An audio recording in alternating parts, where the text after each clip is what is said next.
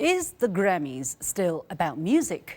Earlier this month, the Dalai Lama was awarded by the Grammys for his audiobook on medications. In response, the political monk expressed gratitude, claiming the award was, quote-unquote, a recognition of our shared universal responsibility. But China has voiced strong opposition, calling the award an act of political manipulation. Now, for years, Western elites have often taken advantage of popular cultural platforms to smear China. Is the Grammys award to the Dalai Lama the latest manifestation of this? Why did the Grammys award the Dalai Lama after he was mentioned 169 times in the Epstein files? Why does the West still love the Dalai Lama despite his past controversies? To shed light on this topic, I'm pleased to be joined from Jilin, northeastern China, by David Ferguson, Honorary Chief English Editor of Foreign Languages Press; from Beijing by Xiao Jie, Research Fellow at the China Tibetology Research Center; from Shanghai, Professor Josef Mahoney at East China Normal University; and here in the studio, Han Hua, co-founder and Secretary General of the Beijing Club for International Dialogue. The warmest welcome to all of you. First of all, let me go to Xiao Jie. Mr. Xiao Jie, you are a Tibetology expert. Now, the 14th Dalai Lama is viewed as a politician in exile in the West.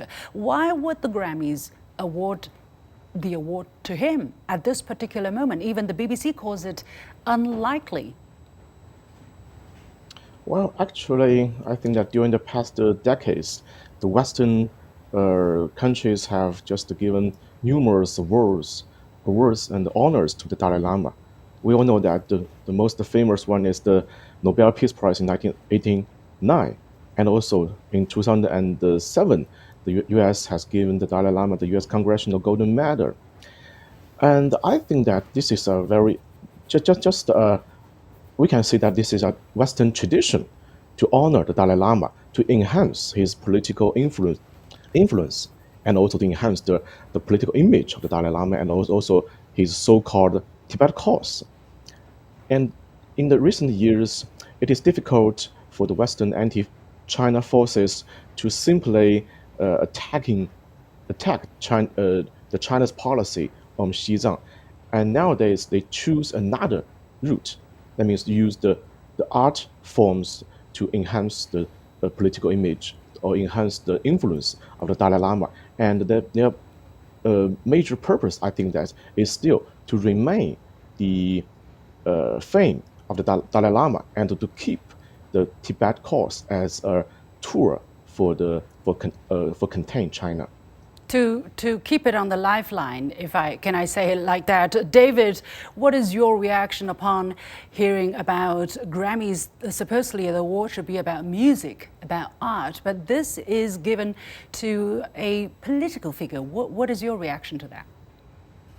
Well, of course it's targeting China. Pretty much everything that happens in this kind of field at the moment is targeting China. These awards are becoming more and more corrupted and more debased. Essentially, they're really about virtue signaling, about political posturing, and about currying favor. And it's not really a new thing. It goes all the way back to Barack Obama. Barack Obama was given the Nobel Peace Prize in 2008 by virtue of having done nothing other than being a black man who got elected president. In terms of political posturing, you've got the recent Nobel Prize to Machado in Venezuela, and the Dalai Lama. This is a new award to the Dalai Lama. This political posturing is designed to currying favor. The recent ridiculous FIFA award to Donald Trump. Han Hua, let me come to you. How does the award work? For instance, for anyone to receive an award, what has to happen first? They have to agree to, they have to recognize this award, this platform, for instance. Do they also have to apply for it? Then there's supposedly a jury to decide on that. How did it work out this time? Every time, Liu-Xin, you ask me actually at the very beginning, is it about music? Well, I would say that most of the categories are about music, about the music victories in their excellence in their different categories. But this category, narration and storytelling, is about the political award, especially this year when it is given to Dalai Lama, because it's so political targeted, as David Ferguson just mentioned about. It is targeting China, or it is targeting about the Dalai Lama's real positioning as a political monk. So like it was given, it has to be categorized, nominated, and accepted. And the Dalai Lama has sent a representative to receive this award several days ago. But did they seek this award?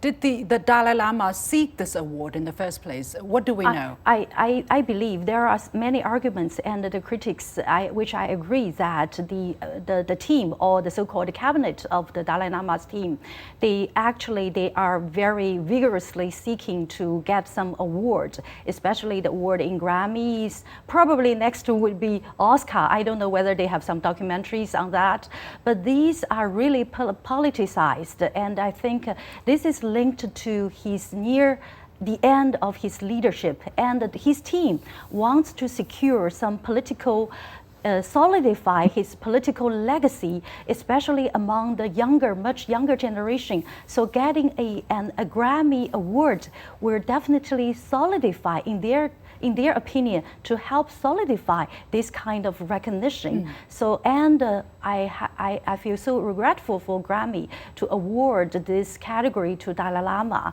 and this creates a really bad reputation for Grammy as an excellency, performance, top leadership in its music award and the recognition.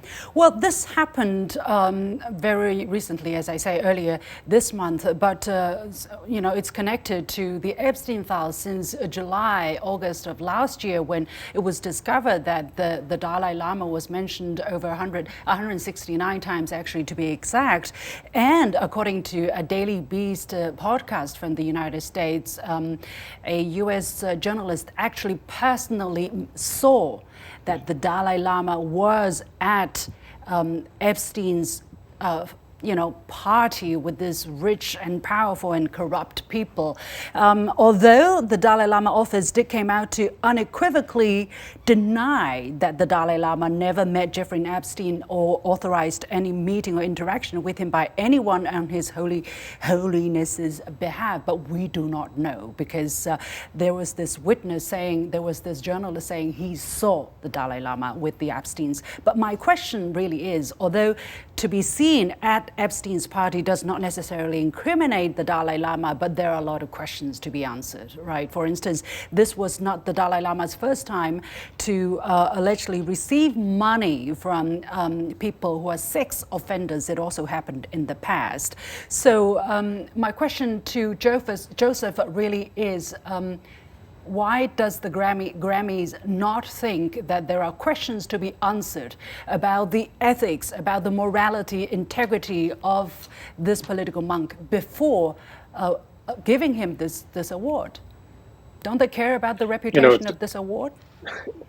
It's a good question. But to go back to your earlier question, you absolutely have to consent. You have to apply for the award. You have to consent to be nominated, and you have to consent to receive the award. This is part of how that academy works, and so it's clearly the case that his team pursued this award, which interestingly I find sort of strange that someone who is supposed to represent a living God among the people who are faithful to him would seek to be validated by an organization like this. And that such an organization would think that it were qualified to validate someone like this. We all know that the Grammys are really about market promotion. It's about materialism, which is something that is fundamentally at odds with what Tibetan Buddhism is supposed to represent. So there are a lot of ironies here. But I think, if you go back a couple of years ago, we should all recall the little scandal that happened between the Dalai Lama and a little boy. Right. We know that there have been a lot of sex scandals in a lot of the Tibetan monk temples and whatnot, and so this has been something that's been sensitive because there's concerns that these have been covered up. by the religious apparatus. And so there's certainly I think because it's been known for a long time that eventually this stuff with Epstein would come out. I wouldn't be surprised if his team were trying to seek some sort of validation, not only to recover from that scandal that really damaged him a couple of years ago, but also to run concurrent with the stuff that we're now seeing come out about him related to Epstein. We know that there's been this sort of deep conspiracy in organizations like in Hollywood. But at the same time, what a lot of people don't realize, Lucian, but what you realize, what all the Chinese people have realized for hundreds of years, is that whoever controls the Tibetan Plateau controls China. That's where all of the headwaters of China's rivers run. That's why the Imperial Russia, that's why Imperial British played a 100-year game to try to gain control of that, because whoever controls that controls China. We also understand that's why the CIA sparked the Tibetan uprising in 1959, in which the Dalai Lama has said he made a tremendous mistake in conspiring with them. So, for the sake of time, I want to really go back to Mr. Xiao Jie once again, and very briefly to hear your opinion. What do you think of the fact that there are these unanswered questions about the Dalai Lama's potential involvement in the Epstein files, but the Grammy doesn't seem to care about finding out about these questions? Well, actually, the Dalai Lama's name has been mentioned in the Epstein files, and we all know this is a very hot news in recent days. I think that it's nowadays it is difficult to tell the truth, or whether or not it is true. The Dalai Lama has really met with Epstein, but I think that this is not the key issue. The key issue is that for the past decades, the Dalai Lama has been actively involved in the political, in the business, elite circles of the United States, and also or even the whole Western countries. He is a very active participator in the inner circle of the American elites, and he wants to meet more and more American elites. So Epstein can be considered as a connection hub among the American elites. Okay. And the Dalai Lama.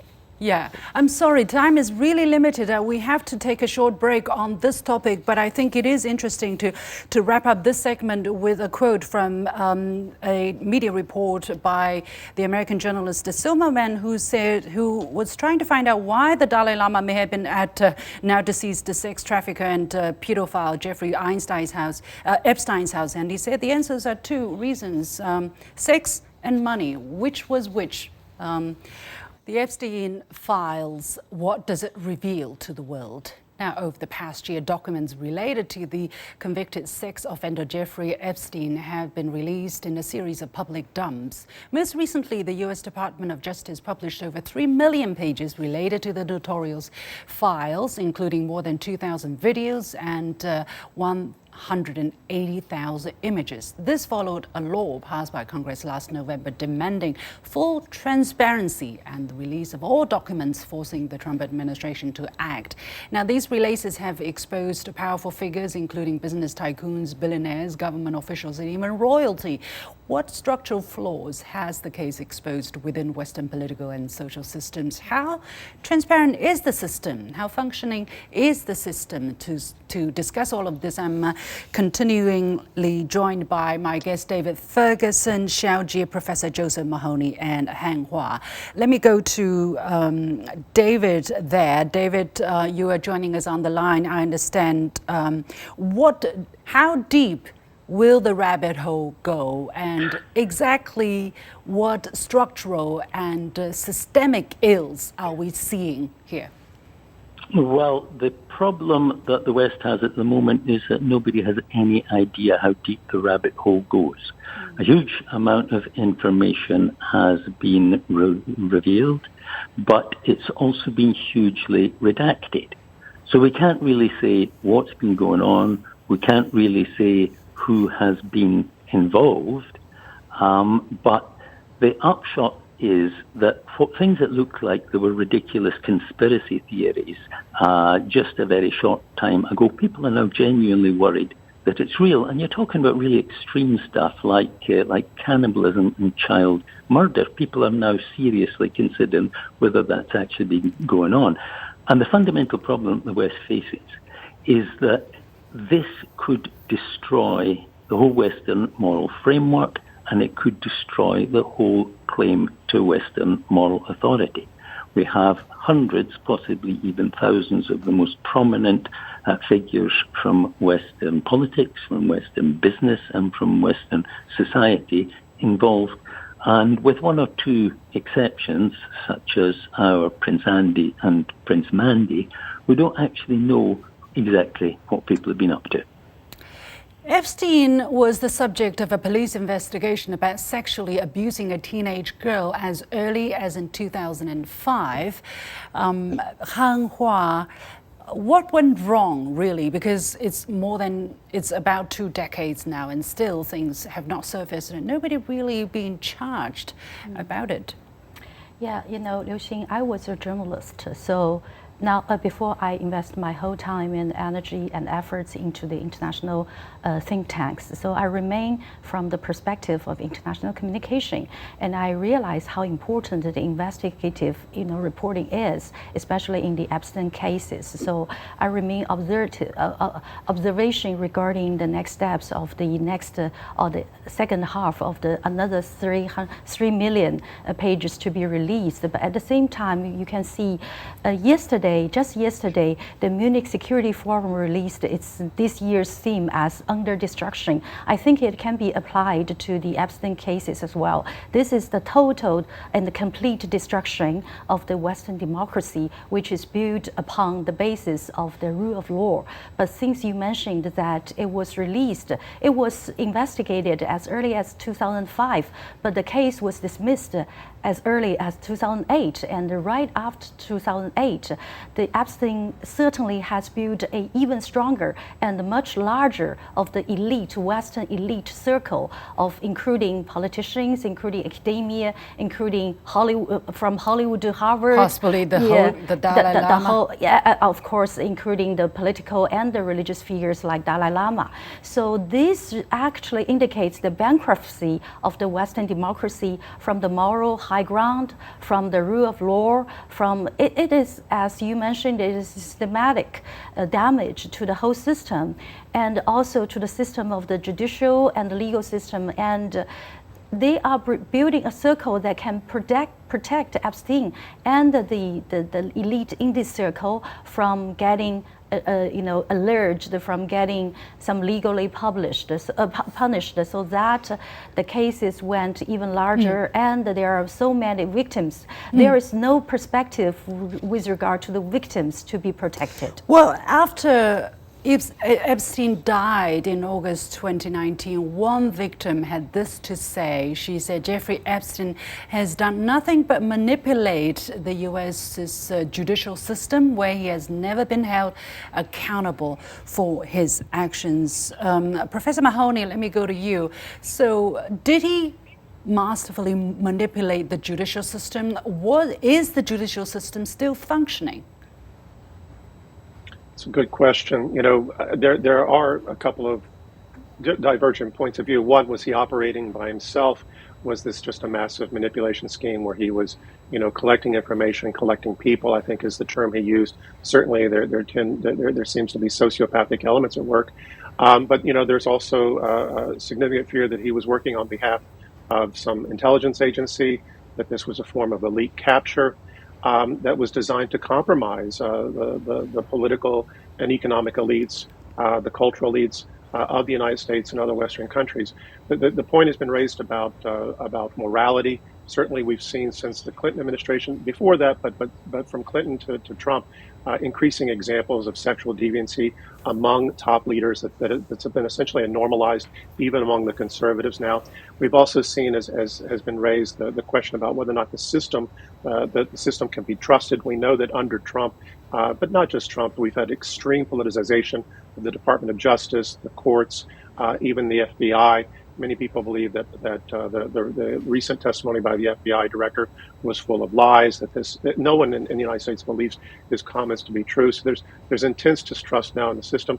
But at the same time, I think the other point to be raised about moral authority is that what you see are leaders, figures from different fields from across the political spectrum, essentially working together in ways. So they represent and they stoke divisions in society that exploit and suppress the people. But at the same time, we see them, the left wing, the right wing, the center, all sort of having these extreme parties or relationships with each other, which really beg the question of whether or not there's a true democracy to begin with.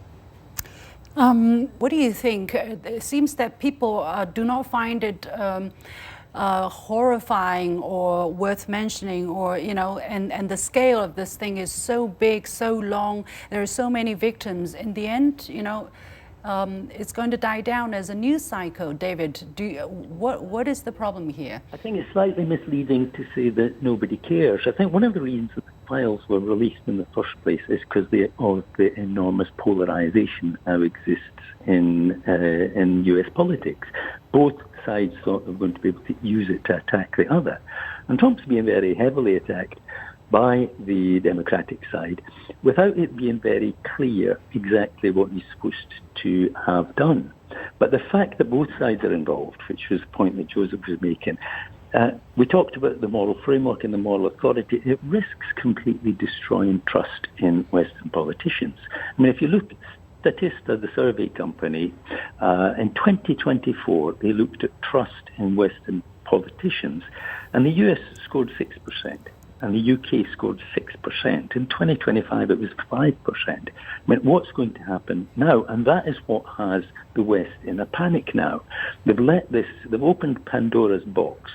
All of this stuff is coming out. It's still very, very unclear who was involved and exactly what they were involved in, but it looks very bad. And now they're in panic because they can't close the box again, and they just don't know what to do about it. I mean, some of the ridiculous assertions that it was all a Russian plot, that is real desperate stuff. They don't know what to do about it. Hanghua, do you share similar sentiments that this is so huge, such a monstrous incident that people needs time to take it in, let alone fixing the problems? Yes, overall I agree with that. And I want to add is that, for President Trump, people never regard him as a moral authority from the very beginning. So there is this management of anticipation or management of expectation from the international communication perspective. So that's why President Trump, even he was mentioned like over 1 million times, it did not spark any huge or super surprise from these files exposure. On the contrary, Larry Summers, who used to be the president of Harvard University, was, his behaviors, his email communications with Epstein definitely, raised the eyebrows, and which led to his retirement or his going down to the stage. So this is different expectation. But overall, as I said, this is the moral authority failure, and this is also the failure of Western democracy. This is more fundamental, and this cannot be fixed in the short term. And the short term is the Epstein files. In the longer term, who is the authority of the Western democracy? Who can fix that? Which country can do that? Which economies can help, fix that to take care of the people's interests? These are the remaining lasting questions for the Western countries. Professor Mahoney, yeah, it's really depressing, but I'm going to give you 30 seconds. What do you think this case is going to do to us as children of this era? What's going to reveal to us and make us think about going forward? Personally, I'm very concerned that all of this was a conspiracy that was designed to sexually exploit children, especially girls, that in turn facilitated the murder of tens of thousands of women and children in Gaza. And if we look at this case now ongoing in Washington, we see this, of course, being a worthy distraction. And yet also in this past week, we saw Israel advancing illegal settlements again. on Palestinian land. So this is something that is still killing and diminishing women and children, and the fact that that's being missed is just compounding the crime. Unfortunately, we haven't had time to go into that aspect, which is a totally very important and very big subject on its own, the treatment of women here. Unfortunately, we don't have the time to go in there. Yeah, on that very depressing note, we have to leave it there. Many thanks to my guests, Mr. David Ferguson, Mr. Xiao Jie, Professor Joseph Mahoney, and Han Hua. Thank you all very much for your insights.